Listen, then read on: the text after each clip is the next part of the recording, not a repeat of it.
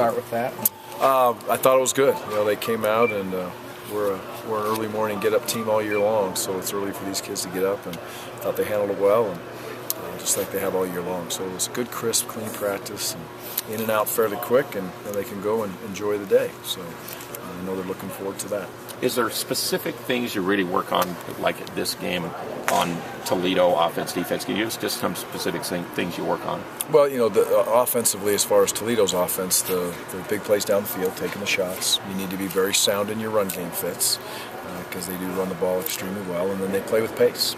They'll mix up the pace, similar to like our offense. They don't always play fast, but you have to honor the pace because they mix it up as the game goes. So defensively, the Toledo's defense, blitzes, the free hitters at abnormal times, which again I think good defenses do. So they keep you honest and they make you work on run blitzes. They make you work on the throw game pressures, and playing good sound offense is the key. Did you go ahead? Thank you. This year, you spent all your time in offensive meetings, from what I understand. How much did you know about that side of the ball before this year, and how much have you learned? Well, it's been a lot of years. It's been a long time. I played center, so it's been a number of years. But I learned a ton, and it was great for me. And the reason I did it was for nothing more than for myself as a head coach. I felt very good after spring ball where the defense was, and spent a lot of time in there in spring. But once that transition took place, I felt like as a head coach for me in the future, being around the kids, understanding a little bit more on game day than, it looks like a foreign language there sometimes to me, and at least I have an idea now. And I think in the future, hiring coaches will help me to get an idea of what we're looking for in an interview process. So it's been very educational for me. And then just McCade Brady and his honor for tomorrow night. Yeah. Perfect guy on our team for it. He's what we are as a program, and his care factor for Utah State University as a whole is impressive, and he grew up there, so it's his school, and what he does in the community and how involved he is in the community is special, and it's very important to him. And so the award that he gets in that is again the perfect guy. We have 3 or 4 guys I'd love to put up for that award, and McCade's a senior, and he deserves to be the guy this year. And then your 3 ALWAC offensive performers.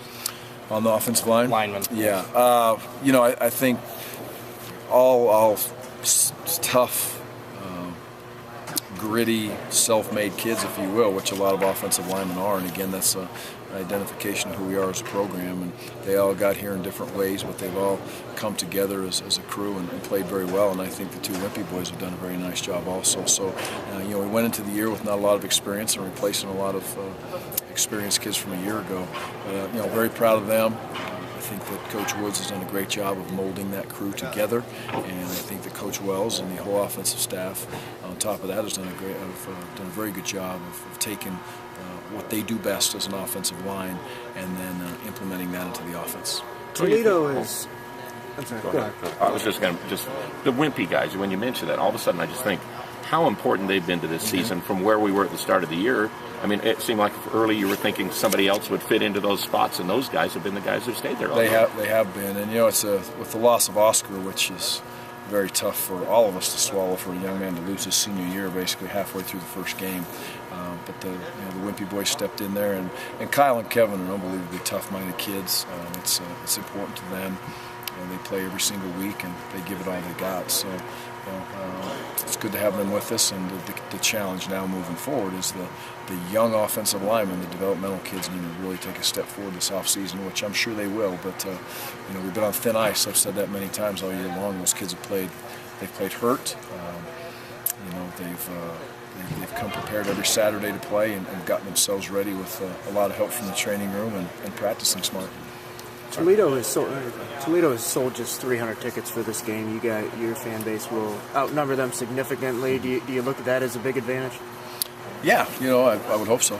We're close to home, and that's one of the things we love the most about the famous Idaho Potato Bowl. Is quite simply it's kind of a home venue for us, and we love our crowd. They travel with us well. They're selling more tickets than they ever have, so I just think it's a win-win. But it's a tremendous opportunity for our kids to play in front of what is a home crowd on the road, if you will, and it's an easy place for parents and families to get to for the most part for our kids. So it's a, it's a win-win for the bowl, and I think it's a win-win for Utah State involved in that area too. Do you, as a non-BCS coach, look at Boise as kind of the model program? You look at their facilities; they're pretty nice. Better than a lot of non-BCS. But is that kind of what non-BCS programs strive to be? I don't know what other people do, but it's Boise does a lot of things that fit the blueprint that I believe in. And Coach Peterson, I've spent a lot of time just listening to him, and in a lot of ways, why he stays where he's at, why he's done what he's done, how they do what they do. A ton of respect for their coaches. So absolutely, we draw from Boise, but we draw from a lot of those schools. I draw from my experience at Utah. I draw from TCU, what they've done. I know they're all moving to where they're moving, but the ability for us to become a consistent winner and do what we do. We have our beliefs, which even on the first day we walked in here as a staff, those are our beliefs, but we'll definitely reach out to successful programs like Boise and try to use what they do successfully.